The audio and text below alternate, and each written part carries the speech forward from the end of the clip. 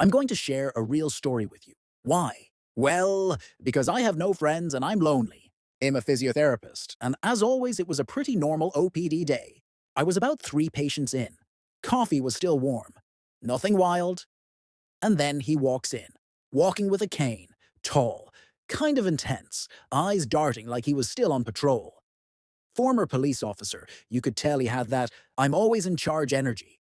He sits down and I say, "Good morning, sir. What brings you in today?" And that's where my role as speaking therapist ended, and my role as captive audience began. He launches into this speech, not a conversation, a full-on TED Talk.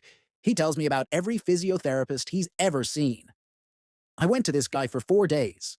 Didn't work. This other one said exercises, but I didn't feel better in 5 sessions.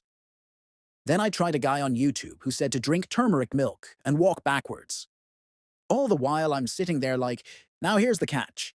This gentleman has Parkinson's disease. And for those of you who don't know, Parkinson's isn't something that gets better in a week.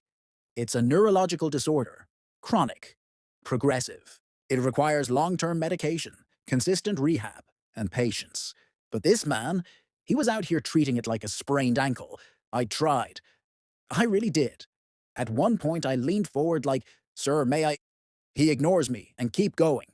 You know, back in my day, we used to just push through pain. No complaints. Yes, but Parkinson's is. And I was cut off again. I could run upstairs with a sprained knee. I caught 2 robbers like that.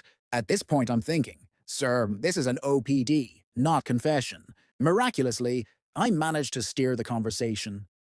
I broke it down. "Sir, Parkinson's isn't just a pain thing. It affects your brain. It affects movement, coordination, mood. It needs consistent therapy and medication. No one failed you. You just didn't give it time." And for the first time, he nodded, silent. He even said, "I see your point." I felt like I'd just unlocked a side quest. I thought we were on the same page. But were we? Find out in part 2, because I'm too lazy to tell the whole story. See you soon.